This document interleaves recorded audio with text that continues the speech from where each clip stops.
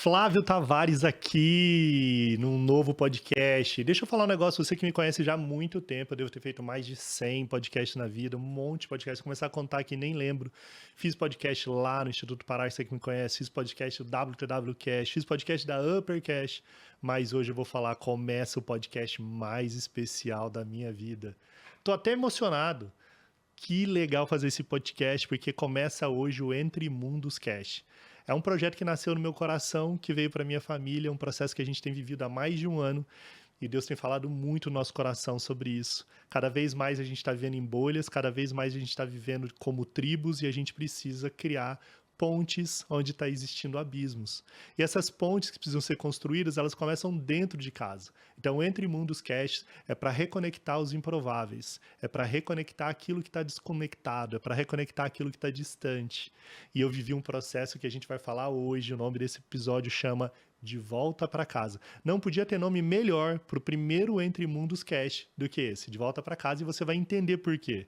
Agora, a coisa mais especial que me deixa mais emocionado é que para fazer esse primeiro podcast, o Entre Mundos Cast, quem está junto comigo como convidada e como co-host, olha, co-host desse podcast Muito chique. é a minha querida esposa, Érica de Tavares. Olá, meu amor. Tá feliz de estar gravando esse podcast? Muito feliz. Meu primeiro podcast, hein?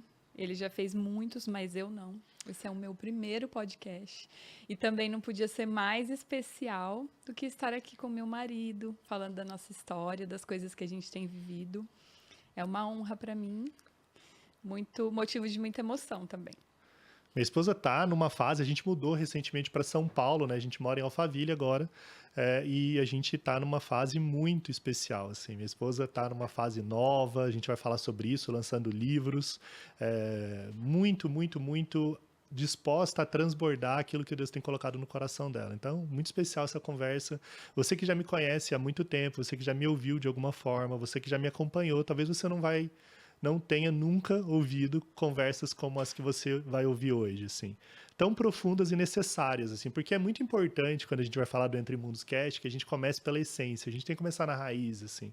E o movimento que Deus tem colocado no nosso coração é isso. Não adianta nada transbordar lá fora se a gente não conseguir transbordar dentro. Não adianta nada a gente querer conectar fora se você não conecta dentro. A gente vive cada vez mais uma sociedade separada, tribalizada, o algoritmo está tornando todo mundo vivendo em bolhas, mas o que é pior é que isso está acontecendo dentro das nossas casas. Maridos e esposas desconectados, pais e filhos desconectados. Então a gente vai falar um pouco sobre De Volta para Casa. E já começando então sobre esse tema, eu vou contar para vocês uma introdução. Entre Mundos é um projeto que nasceu no coração já há um tempo, já há mais de um ano. E eu comecei a pensar sobre ele. Talvez você que já me ouviu algumas vezes sabe que eu falo muito de família, sempre falei muito dos meus filhos. E eu fiquei muito animado quando surgiu essa possibilidade desse projeto. Surgiu com 3 amigos muito especiais, o Walter Longo, o Renan Ranucci, o Dante Freitas. A gente jantando junto, esse projeto veio e eles falaram, pô, esse projeto é seu. E eu muito feliz, voltei para casa, contei para minha esposa falou que legal e tal, ficou animada. E eu comecei a me mover, falei, então tá bom, vou fazer o maior projeto do mundo, onde a gente vai fazer com que os pais voltem a ser criança, a gente vai ensinar os pais a brincarem e os filhos a trabalharem. Comecei a planejar um super evento, uma estrutura enorme e tal, isso há um pouco mais de um ano atrás. E aí quando eu estava avançando no projeto, eu percebi que a minha esposa não se empolgava. Ela não empolgava, eu falava com ela e ela, tal. Na 4ª vez eu falei, amor, esse projeto vai. Eu já estou conectando muitas coisas. E aí minha esposa me fala o seguinte, ela fala, quantas palestras você fez esse ano? Aí eu falei, umas 30, no período que ela me perguntou ano passado. Aí ela falou, quantas vezes você levou um dos nossos filhos para uma palestra sua nesse ano? E até aquele dia eu não tinha levado nenhuma vez, nenhum filho meu. E ela falou, você acha legítimo você ensinar os pais a se reconectarem com seus filhos, e levar os seus filhos para o trabalho, levar o trabalho, o pai para a vida da criança, se você não tem feito isso dentro da sua própria casa? Puf. Imagina como é que eu fiquei, touchdown, fiquei caído, e aí eu voltei para dentro. Tive que refletir muito sobre esse processo que eu estava vivendo e comecei a entender que para começar a falar do Entre Mundos, que é o que a gente começa hoje, por isso que é um dia muito especial, muito marcante, eu precisei fazer um retorno para casa. Mas antes da gente falar um pouco mais sobre o tempo presente que a gente está vivendo, vamos falar um pouco sobre como a nossa história começou. Porque De Volta para Casa tem uma história também muito especial de encontros e desencontros pessoais nossos, sejam profissionais ou sejam nos nossos valores. Então eu queria começar com a minha esposa para ela contar um pouquinho como é que foi a vida profissional dela e como é que foi o retorno dela para aquilo que realmente fazia sentido. E ela tem uma história muito legal que eu acho que seria especial se você pudesse contar, amor. Ai, é uma emoção, assim, contar essa história, porque é uma história que realmente tem uma simbologia, né? Um significado muito grande. E quando eu era criança, eu tinha 3 grandes sonhos, né? Que era ser mãe, ser esposa, né? Construir uma família e ser professora. Eu tinha muito esse desejo de ser professora. Eu brincava muito de escolinha, de mamãe, ensaiava meu casamento, fazia vestido de lençol. Eu tinha esses sonhos muito aflorados no meu coração. Mas eu fui crescendo com uma família que me empoderava, né? Com uma mãe que me empoderava, num mundo onde a mulher precisa correr atrás e teoricamente não pode depender de homem nenhum. Eu fui crescendo nesse ambiente, incentivada a não depender de ninguém. Se eu não quisesse casar, eu não precisava. Se eu não quisesse ter filho, eu não precisava. E que eu podia correr atrás da minha profissão e que eu tinha, na verdade, que ser independente. E eu fui crescendo assim, com esse tipo de incentivo. Não dependa de homem nenhum, nunca se submeta a ninguém, corra atrás.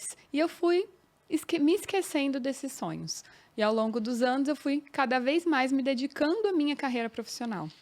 E isso fez com que muitos relacionamentos que eu tive na minha juventude não dessem certo. Porque eu não queria me fragilizar, eu não conseguia ser vulnerável, eu queria demonstrar todo o tempo para o meu parceiro que eu era independente, que eu não precisava de ninguém. E acabou que eu não consegui consolidar nenhuma relação a ponto de me casar, porque o meu foco estava sempre em mim, no meu desenvolvimento, na minha independência, na minha carreira profissional. Então, eu estudei muito, eu fiz faculdade, eu fiz pós, eu fiz MBA, eu fiz um monte de cursos, né, complementares, fiz pedagogia para o ensino superior. Toda oportunidade que eu tinha de adquirir um conhecimento, eu investia nesse conhecimento. E aí, na minha cidade, nós somos de Londrina, no Paraná, para quem não sabe, né? A gente é lá do interior. Minha cidade começou a ficar pequena para mim, né? E aí eu acreditava que aquele vazio que eu sentia era porque profissionalmente eu já estava estagnada. Eu não tinha mais para onde ir. E aí eu comecei um processo de ir para fora. Para onde eu vou agora, então? Londrina tá pequena para mim. Vou para São Paulo, vou mudar para a capital, vou estudar fora. E essa ansiedade, ela realmente consumia meu coração. E aí esse processo começou quando eu fui para fora do Brasil, né? Eu já conhecia Jesus, eu conheci Jesus na minha juventude e ele falava muito ao meu coração, mas eu não conseguia descansar nele, né? Eu cria, eu orava, eu pedia para Deus conduzir a minha vida, mas eu não entregava o controle dela. Eu queria ter o controle da minha vida nas minhas mãos. Então eu acreditava que Deus me amava, eu acreditava que eu era filha dele, mas eu não conseguia permitir que ele conduzisse a minha vida, que ele dirigisse a minha vida. Eu não conseguia descansar. Eu vivia uma busca incessante por fazer, servir, trabalhar. Era como se o amor de Deus por mim tivesse condicionado ao serviço. Então, a princípio também, quando eu me envolvi na igreja, eu queria servir em todos os ministérios. Eu queria fazer muitas coisas, porque eu estava sempre condicionando o amor de Deus por mim ao serviço. Então, eu me dedicava às pessoas que estavam ao meu redor, eu me dedicava muito às minhas amizades, eu estava sempre condicionando as minhas relações com a utilidade. Para eu ser amada, eu tinha que ser útil. E assim era também a minha vida com Deus. Sempre buscando ser útil para que eu me sentisse amada. E foram muitos anos vivendo assim, né? E aí, quando eu fui para fora do Brasil com uma amiga muito especial, a Larissa, a gente viveu muitas coisas em Deus juntas, né? Ela é muito preciosa, assim, essa amizade. E aí nós fomos cheios de expectativas, né? Deus vai falar muito com a gente, Deus vai mudar a nossa vida. E aí eu tive um grande choque quando eu cheguei lá, né? Porque aí Deus falou que não tinha nada novo para mim, que eu precisava primeiro desfrutar dos presentes que Ele já havia me dado, né? E aí é um assunto para uma outra pauta, mas foi aí onde começou a nascer essa palavra que deu, né, início ao meu livro, que eu comecei a escrever há 10 anos atrás, baseado nessa palavra. Mas aí, com base nisso, eu comecei a refletir e a viver uma busca para entender o que Deus tem me dado que eu não tenho desfrutado, né? E foi um processo muito longo até eu chegar aqui hoje, né? Mas Acho que vale a pena você compartilhar como é que foi o movimento de você voltar para Londrina, né? Porque quando a gente pensa de volta para casa, você que está ouvindo, a primeira coisa que é importante você entender é que tudo que te acontece na vida nunca é para te destruir, e sim para te construir. Às vezes a gente passa por momentos muito difíceis ao longo da nossa jornada, momentos de solidão, momentos de muita escassez, momentos de deserto, momentos de dúvidas, de angústia. Às vezes a gente quer muito entender quais são os próximos passos. Quais são os próximos passos de Deus na nossa vida, né? Qual é o próximo capítulo? Para onde que as coisas estão caminhando? E quando a gente está no presente, com esse coração muito ali no futuro, imaginando o que vai acontecer, é muito difícil não ser repleto de angústias, de dúvidas, de medos, de receios. E aí, o De Volta para Casa, que é o tema desse podcast, é preciso entender que eles são capítulos. Você não volta para casa de uma vez, sabe? Porque volta para casa é muito amplo, a gente vai falar um pouco sobre isso aqui. De volta para casa, ele é amplo. Eu posso estar falando de volta para casa para você, e você, do que ouviu de mim até agora, você achar uma visão muito literal, como se fosse voltar para uma casa física para minha família. Mas tem muito mais do que isso. Volta para casa também é volta para sua essência, volta para casa também é voltar o seu coração para o propósito que Deus tem sobre a sua vida. Então ele é muito amplo, volta para casa. Aí eu queria que você compartilhasse um pouco, que eu acho que de tudo que você viveu, que você tem uma família estruturada, um lar estruturado, quando você se muda para São Paulo, eu acho que é legal você contar isso, você teve uma primeira volta para casa, né? e aí quando eu voltei dessa viagem, eu passei então a viver uma busca, começar, né, uma sementinha por uma busca do que Deus quis dizer quando Ele me falou que eu precisava desembrulhar os presentes, né? Mas ainda assim, com uma expectativa, uma ansiedade no meu coração, eu falei, não, vamos mudar para São Paulo, que lá sim eu vou conquistar grandes coisas, eu vou me sentir plena, eu vou preencher esse vazio que tem no meu coração, é lá que eu vou bombar. E eu vim para cá, né? Vim para cá, estudei, fiz cursos na área de moda, me envolvi lá na igreja no Bola de Neve, foi um momento também muito especial, muito legal, onde eu fui muito amada e cuidada por muitas pessoas aqui, né?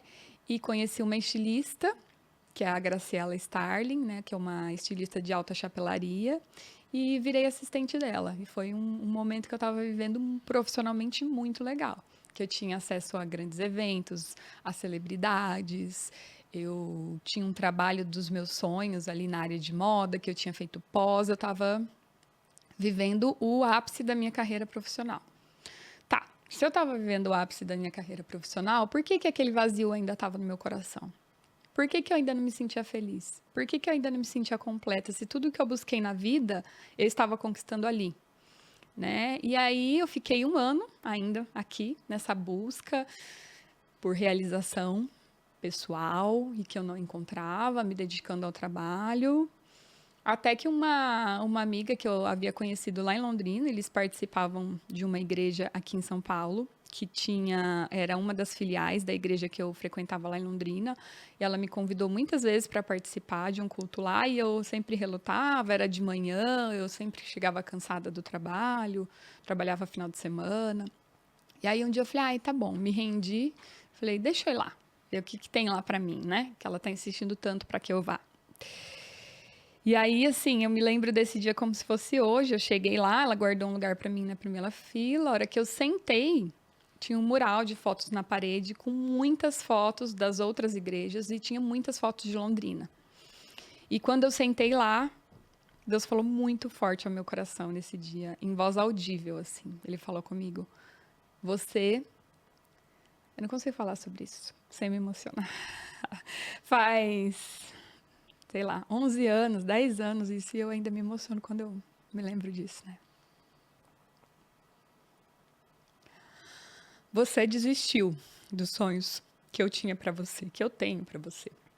Mas eu não desisti. Volta para casa.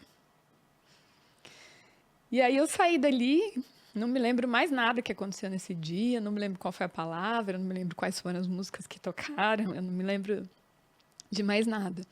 Eu só lembro que eu voltei pro meu apartamento, que eu tinha montado, todo lindo, mobiliado, e falei: Deus, voltar para Londrina vai ser um retrocesso muito grande. Voltar para Londrina, Deus, voltar para Londrina vai ser um retrocesso muito grande, assim. Eu saí de lá, que vergonha, todo mundo vai debochar de mim, vai achar que eu falhei, que eu fracassei, né? Eu tô me sentindo tão empoderada aqui, tão importante. Eu vou largar tudo e vou voltar e não tenho emprego. Eu vou ter que voltar para casa dos meus pais. Que vergonha, né?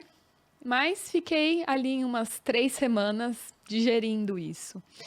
E decidi então que eu ia obedecer. Eu acho que foi a primeira vez na minha vida que eu dei realmente um passo de fé. E que eu entreguei o controle do meu amanhã nas mãos de Deus. Falei: Senhor, eu não vejo expectativa, eu não vejo futuro, eu não vejo nada em Londrina. Mas se o Senhor está me mandando voltar para casa, eu vou obedecer. E aí, eu me lembro que eu fiz orçamento para levar as coisas do meu apartamento e ficava muito caro, não compensava. E eu falei: acho que vou ter que deixar minhas coisas tudo aqui, o que eu vou fazer? Mas comecei a encaixotar. Comecei a obedecer. Em obediência a Deus, eu decidi encaixotar minha mudança. E eu comecei a desmanchar minha casa. E aí, um dia eu recebi uma ligação, eu estava trabalhando ainda. Eu recebi uma ligação de um pessoal que eu tinha feito orçamento para mudança. Eles falaram: olha, a gente está indo para Londrina com um caminhão vazio, porque nós vamos buscar uma mudança de Londrina para cá. Você não gostaria de levar suas coisas? A gente vai cobrar 30% do valor para levar a sua mudança. Falei: claro, tá bom. Que dia? E eu me lembro que eu tinha um casamento lá em Londrina. E aí ele falou: olha, nessa data, era um dia antes. Falei: tá bom, eu vou. Pode pegar minha mudança. Aí eu falei com a minha chefe, ela já sabia que eu estava nesse processo. Falei: olha, eu vou ter que realmente ir para Londrina, vou desistir. Obrigado por tudo que você fez por mim. Foi maravilhoso esse tempo, mas eu preciso voltar. E aí eu voltei. E aí eu cheguei em Londrina, uma amiga que tem um pai que tem alguns imóveis em Londrina, falou: olha, meu pai quer muito que você more num dos apartamentos dele. Ele vai fazer um preço muito especial para você. Falei: tá bom. Então eu já tenho onde colocar minha mudança, né? Que até então eu não tinha. E aí eu voltei para lá com um apartamento, levei toda a minha mudança para lá. E um pouco tempo depois eu conheci o Flávio, que a gente vai contar essa história também depois, através de uma amiga que nos apresentou. E um mês depois eu fui convidada pela universidade para ser professora. E aí foi outro presente que Deus me deu e que eu fui me dar conta só depois. Mas é importante aqui que voltar para casa nesse momento foi voltar para a essência. Voltar para onde eu tinha nascido, para onde Deus tinha colocado sonhos no meu coração, para que eu pudesse reviver esses sonhos. E foi muito precioso, mas foi um passo de fé que eu tive que dar em obediência, sem enxergar o próximo degrau, né? Pisar sem ver o chão. E foi a primeira vez na minha vida, mesmo já sendo cristã há muitos anos, que eu consegui de fato entregar o controle da minha vida para Deus. E é muito especial, né, ouvir a minha esposa contar essa história, porque tem uma coisa que é a marca dela, assim, que é a fé. Como que ela consegue ter essa perspectiva de se mover por fé. E isso é muito maravilhoso na nossa família, na nossa casa, no nosso lar. Então, gravar o Entre Mundos Cast, que é a primeira vez que a gente grava um podcast junto, vendo ela relatar um pouco toda essa história, né, que a gente já conhece de cor e salteado, mas compartilhar com você que está ouvindo, que muitas vezes a gente vive hoje uma sociedade que Carl Jung tem uma frase que ele fala que a gente nasce original e morre como cópia, mas talvez a gente nunca viveu tanto isso no mundo como agora. A gente está vivendo a era da comparação, a gente sempre está comparando a nossa vida com a vida de todo mundo. A rede social digital trouxe esse volume de informações que a gente fica muito, às vezes, sonhando a vida dos outros, os projetos dos outros e não os nossos. Parece sempre que os sonhos de alguém é mais importante que os nossos. E esse processo de voltar para casa, ele é um pouco do resgate daquilo que você viveu muitas vezes como criança. É um resgate da essência, um resgate daquilo que ardia no seu coração, um resgate daquilo que movia no seu coração. E para você fazer esse retorno, é muito difícil, porque às vezes você vai ter que abrir mão de muitas coisas. É um processo de sacrifício, é um processo de entrega, é um sacrifício, é um processo de fé. De muitas vezes você pisar em lugares onde você não vê o chão, esperando que o chão se forme ao seu pisar. né? Tem uma frase de C.S. Lewis que ele fala que o caminho se faz ao caminhar. E é muito isso, assim. Não tem um caminho feito. Às vezes o caminho se faz quando você caminha. Às vezes a gente vai caminhando e o caminho vai se fazendo enquanto a gente caminha. E a gente vive hoje numa sociedade que é muito, muito imediatista. A gente sempre quer o agora. E esse processo dela abrir mão de algumas coisas para voltar para uma palavra...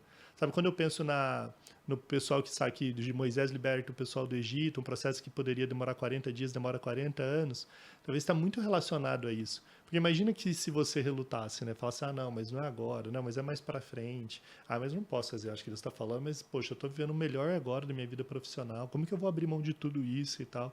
E talvez a gente tivesse demorado 10 anos para se encontrar, porque se estivesse vivendo o ápice da sua vida profissional. Às vezes tem coisas que falam ao nosso coração que a gente precisa se mover em relação a ela. Teve um fato que aconteceu comigo que é muito marcante, assim, que reflete muito a minha história. Um dia eu estava num posto de gasolina, um dia frio, umas 9 horas da noite, parei o carro, fui abastecer, e aí fui descer na conveniência para pagar o mendigo, mas um mendigo muito fedido, mas muito fedido, daqueles que, meu Deus do céu, tipo assim, não dá para chegar perto dele, de tão fedorento que ele estava. E ele me pede dinheiro, eu falo que não ia dar, e ele fala, me dá alguma coisa para comer que eu tô morrendo de fome. Aí eu entro lá, fico meio constrangido, pago a conta, compro 2 salgados e dou para ele. Quando eu entrego o salgado, entrego meio de longe, assim, para nem chegar perto dele, ele vira com um olhar todo doce e fala para mim, posso te dar um abraço? E eu falei, cara, me dentro de mim, falei, cara, mas nunca. Tipo, e virei para ele, falei, não, obrigado. E entrei dentro do meu carro. Como, assim, eu não queria chegar perto dele? Como que eu daria um abraço naquele ser? E aí, quando eu entrei dentro do carro, eu fiquei, caraca, meu Deus, fiquei me sentindo mal por não ter dado um abraço nele, mas me deu uma revolta, assim, não foi um ato também voluntarioso e só bondoso da minha parte, assim, foi uma revolta de saber como é que um ser humano fica num estágio como aquele. Aí eu fui lá, briguei com ele, falei, cara, me explica, como é que você ficou nesse estágio, sério, eu não vou te dar um abraço, mas me fala. E aí ele contou uma história rápida de que ele tinha 2 anos atrás, ele tinha chegado na casa dele, a mulher dele mais cedo, ele chegou, a mulher dele estava com outro homem no quarto dele, na cama dele, ele saiu de casa e nunca mais voltou. Simples assim. Era motorista de ônibus, fazia 2 anos, tinha 2 filhos na época, sei lá, 8 e 14 anos, saiu de casa e nunca mais voltou e mora na rua há 2 anos. E aí o primeiro instinto que eu tive foi falar, entra no carro que eu vou te levar para casa agora. Ele reluta e fala, não, eu falei, entra dentro do meu carro que eu vou te levar para casa agora. Eu abro todos os vidros do carro e eu fico procurando a casa dele junto com ele. E ele relutando, ele falava não, ele com vontade de chorar, ele falava, não faz isso. Eu falei, você vai voltar para sua casa agora. E aí a gente vai, chega perto da casa dele, eu vejo que é perto da casa dele porque ele começa a ficar angustiado. Tinha umas crianças jogando bola na rua, eu paro no carro, abro o vidro, chamo uns moleques que estavam jogando, falei, você sabe onde é a casa do João? E aí um moleque fala, olha e fala, pai. Ele reconhece o pai, todo barbudo, fedido e tal. E o moleque começa a abraçar e beijar ele no vidro, assim. Eu vou perto, abro a porta, ele cai de joelho no chão, os 2 filhos dele começam a abraçar, a beijar ele começa a chorar. Aí eu pergunto para os outros meninos onde é a casa dele, eu vou até a casa onde eles apontam, bato palma, sai uma mulher, fala, olha, a senhora é mulher, esposa do João? Aí ela fica meio constrangida, fala o seguinte, eu não me interessa a história que vocês viveram, ele tá ali, seus filhos estão abraçando ele agora, eu quero que você acolha seu marido, que você cuide dele, e depois vocês decidam o que vocês vão fazer. Eu preciso que você me prometa isso. E ela me prometeu, eu entrei no carro, não olhei para trás e nunca mais vi o João, nunca mais vi os filhos dele, nunca mais vi a casa dele, nunca mais vi nada. Por que isso é marcante para mim? Porque quando eu saí dali eu comecei a chorar muito, assim, eu comecei a chorar muito. Porque às vezes o voltar para casa não está relacionado a uma vida de mendigo, uma vida de morador de rua. Às vezes emocionalmente a gente está longe de casa. Voltar para casa é voltar para a sua essência. Voltar para casa é voltar para os propósitos e os planos que Deus construiu para a sua vida. Voltar para casa é voltar para o seio da sua família e entender que ali é onde tudo começa. Sabe, a gente vive uma geração, uma sociedade cada vez mais individualista, assim. Eu sou filho de pai alcoólatra, eu não tive uma família funcional, meu pai era muito agressivo, batia muito na minha mãe. Meu pai fez roleta russa com arma umas 2, 3 vezes, brincando comigo, dando 2 pipocos. Eu poderia não estar aqui. Então, quando eu olho para a minha história, para o meu contexto de família, eu entendo que aquilo não foi para me destruir, aquilo foi para me construir, aquilo me forjou para ser o homem que eu fui me tornando ao longo da jornada. Só que o princípio mais poderoso que estava ali no DNA de Deus para mim era a casa. Era a casa. O tempo inteiro era a casa. precisava voltar para casa, eu precisava voltar para o propósito de Deus, eu precisava voltar para a essência, eu precisava voltar para os sonhos que Deus tinha colocado no meu coração. E esse encontro que eu tenho, que a gente vai falar um pouquinho agora, do encontro que eu tive com a Kiki, foi um encontro muito especial, porque foi um encontro de Deus. Eu estava em Paris em 2014, tinha participado de um evento e passei lá 2, 3 dias, e tinha uma amiga de trabalho muito querida que estava lá comigo, e era meu aniversário. E eu faço o aniversário 2 dias depois do aniversário da Kiki. Eu faço dia 20 de junho e ela faz dia 18. E aí, dia 20 de junho, eu estava lá, fiz um post no meu aniversário, estava super reflexivo, pensando nos próximos passos da minha vida e tal. E essa amiga fala, viu, tem uma amiga que fez um post muito parecido com o seu. E se a gente olhar esse post e eu lesse esse post, você ia entender que esse post tem a ver com casa. Porque casa estava lá na nossa vida, assim, o tempo inteiro a gente estava falando sobre a essência, sobre buscar, sobre o que é o propósito, sobre o que a gente está vivendo e sobre para onde Deus quer conduzir a nossa vida. Que é retorno para casa isso. E aí, quando eu li o texto dela, eu falei, meu Deus, era muito parecido mesmo. Só que eu achei, ela falou, nossa, eu vou conectar vocês e tal. E eu achei que essa amiga, ela tinha falado da gente. E ela nunca falou de nós, um pro outro. Porque fazia anos que ela não falava com ela. E 2, 3 dias depois eu volto pro Brasil e mando uma mensagem pro Facebook para conectar com ela. Agora, o que é importante é que essa mensagem foi 2 meses depois que você toma essa decisão de voltar de São Paulo para Londrina, né? Sim, um mês, né? Então tinha um príncipe encantado te esperando para te mandar uma mensagem. Você não teria feito esse post no dia 18 se Se eu não tivesse tivesse em São Paulo. voltado. Porque Com você estava muito certeza. mais reflexiva, você estava ali, tipo, tentando Tentando entender. desembrulhar os presentes que Deus estava te dando até ali. E é engraçado, eu sempre lembro disso, não sei porquê, porque é muito a minha esposa isso, assim. Eu lembro que quando eu mando a mensagem para ela e ela responde, Facebook ainda, era um domingo, umas 7, 8 horas da noite, eu pergunto o que você estava fazendo. Ela responde, Limpando a casa. limpando a casa. Ela estava limpando a casa, com a vassoura na mão e limpando a casa. E o que é interessante do De Volta para Casa, que eu vi essa frase esses dias e achei muito poderosa, que a gente não se limpa a casa de fora para dentro. Você nunca começa a limpar a casa de fora para dentro, você limpa de dentro para fora. Você vai fazendo com que o lixo vá, né? Um apartamento você vai limpando no meio para chegar lá na área de serviço e o lixo está todo ali. E eu sei isso porque minha esposa é profissional em limpeza de casa. E esse processo que a gente viveu e que a gente passou ao longo dos anos foi um processo de limpar a nossa casa, de dentro para fora, para preparar os presentes que Deus queria gerar, né? E aí a gente vai, se encontra e ali começa uma outra volta para casa, né? Sim. Que é a construção de um propósito, de uma família, de sonhos que Deus estava gerando no nosso coração. Sim. E aí eu, né, nessa volta, como eu disse, eu comecei a dar aula na universidade. E aí foi muito legal.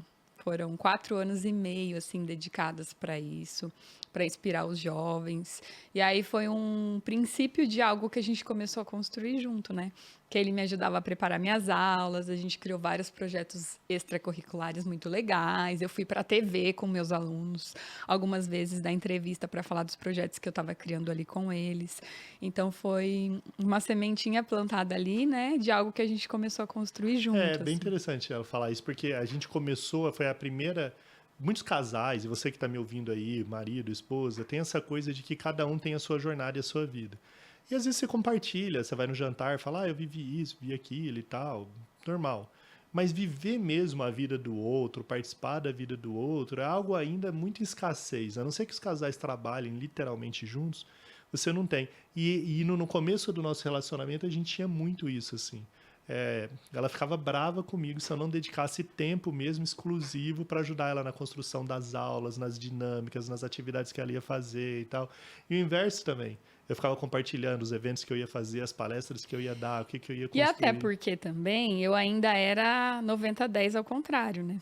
Nessa época, assim, se eu não estudasse, se eu não ficasse horas preparando slide, pesquisando, eu não conseguia dar aula. Não conseguia dar aula no improviso. Isso era uma coisa, assim, inconcebível para mim. E ele me ajudava muito. Ele falava, amor, 70-30, você faz 30, Deus faz 70. Eu, aham, beleza. E apavorada quando eu não tinha conseguido preparar uma super aula. Então eu gastava, né, 2, 3 horas preparando uma aula, porque eu precisava estudar, eu precisava de referências, eu precisava de conteúdo, eu precisava de um roteiro para seguir. Então eu vivia esse processo de preparação pré-aula muito intenso, né? Eu não conseguia no improviso, assim, falar uma hora.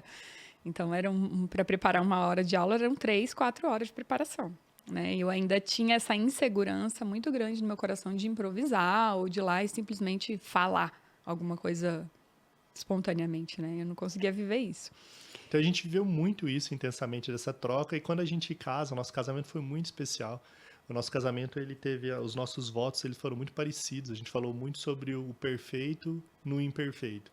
Então a gente entendia muito esse chamado de Deus sobre a nossa vida, sobre o propósito compartilhado para a nossa família, de mesmo os imperfeitos, mesmo nas nossas imperfeições, mesmo nas nossas falhas, nas nossas fragilidades, nas nossas vulnerabilidades, Deus se tornaria perfeito por meio do propósito que ele estava manifestando na nossa vida. E foi muito especial. Só que o que acontece depois que a gente casa?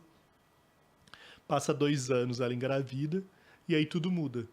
Porque quando ela engravida, ela volta de fato, fisicamente, literalmente para casa. Ela fala, pô, o meu maior sonho sempre foi ser mãe, sempre foi ser esposa, e eu vou voltar para casa. Deixa eu contar isso. Na verdade, não foi tão simples assim, né? Eu engravidei, mas estava ali ainda dando aula, e foi um evento que marcou isso, né? Os meus alunos me convidaram para dar uma palestra, que era extracurricular, assim, e falar um pouco mais da minha jornada e dar dicas profissionais para eles. E aí eu fui falar do mercado, do que o mercado estava buscando, o que eles precisavam ser e tal. E no final eles me fizeram uma pergunta. Eles falaram, professora, se você não fosse professora, o que você seria? E eu parei assim e respondi meio no ímpeto, dona de casa. Aí todo mundo ficou indignado, falou, ai, nossa, professora, nada a ver, né?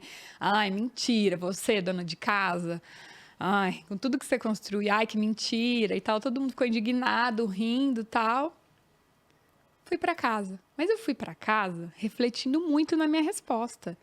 E eu falei, de onde que eu tirei isso?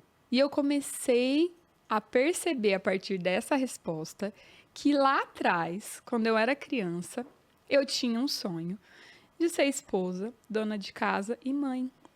E naquele momento da minha vida, eu estava vivendo o meu sonho e eu não tinha me dado conta. Eu falei, nossa, eu estou vivendo o meu sonho. E eu não tinha percebido. As orações que eu fazia quando eu era mais nova, os sonhos que eu tinha quando eu era criança, estão se cumprindo na minha vida e eu não tinha percebido. E aí me deu esse estalo. E eu falei para ele, nossa, você sabia que eu tinha um sonho de ser dona de casa? E aí ele falou, ah, é? Ah, se você quiser parar de trabalhar, por mim tá tudo bem. Quiser curtir sua gravidez, né? Eu consigo dar provisão financeira. Professora ganha mal mesmo, não fazia diferença. Eu ganhava nenhuma. pouco, não fazia muita diferença, mas, né? Eu tinha meu dinheiro. Ele falou, não, eu tô com você. E aí foi quando eu realmente, de fato, abri mão e falei, não, agora eu vou viver intensamente isso. Vou me dedicar à gestação. Eu passava muito mal. Muitas vezes eu passava mal lá na universidade, porque eu tinha que dar aula e eu ficava muito enjoada. E eu falei, não, eu vou viver a plenitude disso. Né? E foi muito bom também ter o seu apoio nesse momento, né? Ter um marido que estava comigo na minha decisão, que estava disposto a pagar o preço para que eu vivesse o meu sonho, né? Que até então eu não me lembrava que era o meu sonho. Mas foi muito especial ter podido fazer essa escolha. Agora, isso é o que acontece na maioria dos casais, e pra gente foi normal há muito tempo. Então, o que acontece? Ela volta literalmente pro sonho dela, ela volta para casa, como muita gente vive isso, e eu fui para fora, comecei a palestrar mais, fazer mais eventos, ir para os Estados Unidos, vários países, viajando, conhecendo o mundo, e a minha esposa em casa, porque a gente tinha um filho e ela tinha que cuidar de casa. Então, toda aquela construção que a gente tinha de parceria, de troca e tal, e chegou a um ponto que ela queria muito ir nos meus eventos, que eu nem convidava, porque ela se tornava... Um peso, pode falar. Vou falar peso. Pode falar, que eu já sei. Por quê? Porque como ela estava muito desconectada de tudo que eu estava fazendo, e eu tinha que dar atenção para ela, e eu tinha 1000 coisas para fazer, eventos com 50, 100, 200 palestrantes, vários plenários, um monte de coisa rolando e tal, ela era uma coisa que não estava no circuito do que estava acontecendo. Então eu tinha que dar uma atenção para ela fora do contexto, porque ela nem estava tão contextualizada, ela não tinha um papel, não tinha uma função, ela Ela tava ali, tipo, com minha esposa. E isso foi magoando o coração dela. E aí fala assim, mas a maioria dos casamentos, isso que eu quero reforçar para você que tá me ouvindo, às vezes a maioria do casamento tá tudo certo, às vezes a mulher tem lá um propósito que ela tá vivendo, mas no nosso caso específico, o nosso chamado e aquilo que nos uniu nunca foi sobre isso. Nunca foi sobre, então tá, você toca a sua vida, eu toco a minha, fica aqui cuidando de casa e depois a gente se encontra. Até porque ali, né, quando eu dava aulas e a gente fazia os projetos juntos, a gente sentia muito forte, né? Que a gente ia trabalhar junto, que a gente ia construir coisas juntos, que a gente tinha uma complementaridade muito grande, né? De perfis, de talentos, né? E com o tempo, a gente foi se distanciando cada vez mais. Porque aí eu fui tendo mais filhos e mais filhos e mais filhos. Como vocês sabem, quem não sabe, nós temos 4 filhos. Né? E o Flávio tem mais um filho de um primeiro casamento que ele teve, então nós temos 5 filhos. Então essa tarefa ela ficou cada vez me consumindo cada vez mais. Eu fiquei cada vez mais mergulhada numa rotina de casa e criança e ele cada vez mais mergulhado numa rotina profissional. Né? E eu vivendo o que ela viveu lá, nesse tempo que ela fala, é o ápice da minha vida, matéria do Jornal Nacional, palestrar no evento da ONU, acontecendo e fazendo e tal. E eu sempre muito família. Por isso que eu digo aí para quem me acompanha, né, sabe, fala, eu sempre muito família, sempre falando dos meus filhos, sempre falando de casa, voltando para casa, sendo o melhor pai, o melhor marido que eu podia ser ali, mas existia um abismo que estava sendo construído. Então, quando vem 2019, eu estou no ápice, 2020 eu vou para Portugal fazer projetos com Rock in Rio, com um monte de coisa. Quando eu volto, pandemia. Lockdown, fecha tudo. Eu tinha vendido o Welcome to More, outras iniciativas que eu tinha, e aí ela me fala, tira um sabático agora, vamos ficar tranquilo e tal. E aí acontece 2 movimentos interessantes para resumir para você. Eu começo a abrir empresa como eu nunca abri na vida, e começo a fazer filho como eu nunca fiz na vida. Então, os 2 movimentos que começam a acontecer em casa. Nasce filho, que nasce os gêmeos, o Teteu no meio da pandemia, depois vem a Larinha, e eu acelerando tudo. E aí eu quero, para fechar agora esse podcast, falar um pouco sobre esse tempo presente. E aí, quando passa o ano passado, 2023, eu muito acelerado, muitas coisas e tal, começa naquela reflexão que eu disse para vocês no começo, do Entre Mundos, falar, que é o que a gente está realizando agora. E que, na verdade, para ele chegar nessa reflexão, também teve um processo, né? Um processo da gente estar muito desalinhado, a gente não conseguia conversar. Porque eu ia contar para ele as coisas de casa, ele não estava interessado, ele tinha viajado, feito um monte de coisa, ele estava cansado, ele não queria me ouvir. E eu não tinha muito com quem conversar, porque eu passava o dia em casa com criança, eu não tinha adulto para conversar, e eu queria contar as coisas da rotina. E ele não se interessava muito. Em contrapartida, ele estava conquistando o mundo, tinha um monte de coisa para falar, e quando ele falava, eu falava, mas você não convida a gente para nada, você nem me avisou que você ia fazer isso, eu não... E ele falava, você devia estar feliz por mim. Eu estou conquistando coisas para sustentar nossa família. Olha a casa linda que você mora. Você devia ser grata por isso. Olha o carro que a gente tem. E então, a gente começou a estar numa comunicação muito desalinhada, né, nesse sentido. Porque aí ele queria jogar na minha cara tudo que ele estava fazendo, que era por nós. E eu queria falar para ele que tudo que ele estava fazendo só era possível porque eu estava fazendo a minha parte. E aí a gente começou num nível de desalinhamento onde tudo voltava para uma cobrança, né? Mas eu tô aqui cuidando da casa, da família, e você não me participa de nada. E ele, mas eu tô lá, trazendo provisão para nossa casa. Eu tô trabalhando para você morar aqui nessa casa linda que você mora. E aí a gente começou a viver esse conflito muito grande, onde cada um estava pensando no seu lado, né? E a gente não conseguia enxergar o lado do outro, ver valor no que o outro estava fazendo. Por quê? Ele não participava da minha rotina e eu não participava das coisas que ele estava construindo, né? Então a gente começou a se distanciar. Permanecemos casados, nossa família estava ali, nossos filhos estavam bem, mas nós estávamos nos distanciando muito, né? Construindo um abismo, assim, na nossa casa. E o primeiro movimento do Entre Mundos é isso, assim, porque quando a gente olha para a nossa história, a minha e da Kiki, a gente é muito diferente em muitas coisas. E então sempre foi entre mundos, né? Um casamento é entre mundos, é a sua capacidade de abrir mão das suas convicções, dos seus jeitos, das suas opiniões a favor do outro e o outro a favor de você e se construir pontes. E quando chega nesse ponto, e muitos talvez vivem isso, esse estresse, começa um a defender suas próprias convicções e tal, ele começa a recuar. E quando Deus começa a mover o ano passado para esse novo horizonte, que a gente estava bem distante, e eu começo a entender que eu precisava mudar coisas na minha vida, e aí começo a entender que isso era de dentro para fora, e de dentro começava dentro da minha casa, Aí começa esse processo de volta para casa que a gente vive há mais de um ano que a gente está vivendo isso, assim. E eu olhava muito para ele e falava, amor, eu sinto muita saudade de você. Eu sinto falta de quem você era. Porque ele sempre foi uma pessoa que colocou muito coração e propósito em tudo que fez. Ele sempre fez. Tudo que ele fazia tinha um propósito. Tinha o coração ali, tinha um sentido, tinha valor. E, de repente, naquele momento, ele estava trabalhando muito por dinheiro. Ele estava construindo coisas muito desalinhadas com o propósito dele, desalinhadas com a essência. E eu olhava para ele e falava, eu não estou te reconhecendo. Eu sinto falta de você. E eu falava, para tudo que você está fazendo e recomeça, né? E eu entendo que também foi um processo muito difícil para ele, e eu entendo os argumentos que ele usava, que eram, mas eu estou ganhando dinheiro para sustentar nossa família, nós temos 5 filhos, né? Então, E só para vocês entenderem, nesse processo de você parar para olhar para dentro, muitas coisas que aconteceu comigo, não foi eu que parei, foi Deus que me parou. Se fosse por mim, eu estaria no mesmo movimento de vida até agora, assim. Então foi Deus que foi me parando, foi Deus que foi tirando as coisas que eu tinha acesso, foi Deus que foi, tipo, fechando portas que eu tinha muito acesso. Foi Deus que foi me fazendo me mover para um lugar que eu falei, meu Deus, tem algumas coisas que eu não estou entendendo.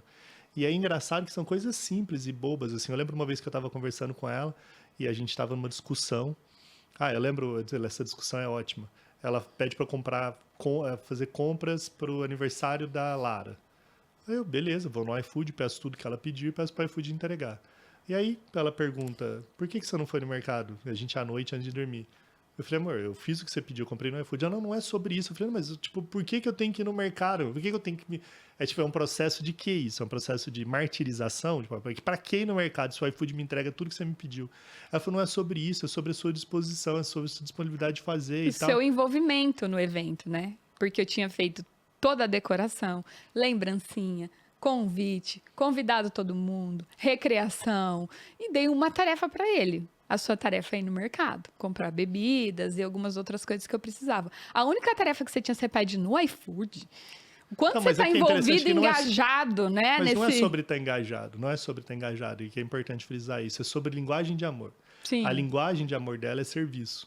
Então, para muitas mulheres pedir para Flávia, ótimo, é conveniente, tá? Mas para ela não, porque a linguagem de amor dela é serviço. Então ela fala assim, mas peraí, mas o tempo de serviço que você está disponibilizando para a gente não é sobre isso. E aí quando ela fala isso e eu começo a cair a ficha, eu lembro que ela falando, né? A mulher fica falando, reclamando e tal. Ficou uns 15 minutos falando. E aí teve uma hora que ela começou a falar e eu nem tava mais ali. Ela reclamando e tal. E eu fiquei pensando, caramba, meu Deus, é sobre tempo de serviço, é serviço. Eu quero ensinar os meus filhos a servirem mais. Eu estou nesse processo de voltar para casa. Quando eu faço isso que ela está falando, eu posso ser um exemplo para os meus filhos. Na hora que cai essa ficha na minha cabeça, eu falo, pô, é isso, voltar para casa. É entender, às vezes, princípios básicos, que voltar para casa não é só sobre agradar a minha esposa, o que já é especial, na linguagem de amor dela. Mas era muito mais especial eu formar os meus filhos nisso. E eu lembro que no outro dia eu fui lavar a louça e coloquei das crianças na pia junto comigo para lavar a louça. No outro dia eu comecei a fazer coisas e colocar os meus filhos para fazer coisas juntos. Porque eu falei, cara, é sobre isso. Eu resolvo essa coisa de falar a linguagem do amor dela, mas ao mesmo tempo eu estou fazendo algo de muito propósito, né? Que é formar os meus filhos nessa linguagem, formar os meus filhos para eles servirem, para eles... Então esse processo, eu estou contando um aqui, mas meu Deus, foram muitos, nem cabe num podcast, tanto que a gente viveu nesse último ano, nesse processo de volta, nesse processo de retorno, nesse processo de reconexão. Então, Entre Mundos, ele passa por a gente abrir mão das nossas convicções. Tem coisas simples, assim, ela ama sertanejo, eu nunca fui fã de sertanejo. Eu sempre achei que todo mundo que gosta muito de sertanejo é meio corno assumido, porque a neuroplasticidade, seu cérebro vai se adaptando a essa linguagem e tal. Mas teve um processo do ano passado que eu comecei a falar, cara, mas por que eu tô tão resistente com isso, sabe? Qual o problema, assim? Qual o problema de você ouvir sertanejo? Eu lembro que eu fiquei ouvindo o Jorge Mateus, que a gente ia para ver o Jorge Mateus ano passado. Só faltou eu colocar a faixinha no cabelo, pelo amor de Deus, Jorge Mateus. Só isso que faltou. Mas ela tem uns vídeos com a mãozinha levantada, eu cantando as músicas lá, nem ficamos no camarote, ficamos no VIP lá na frente do palco.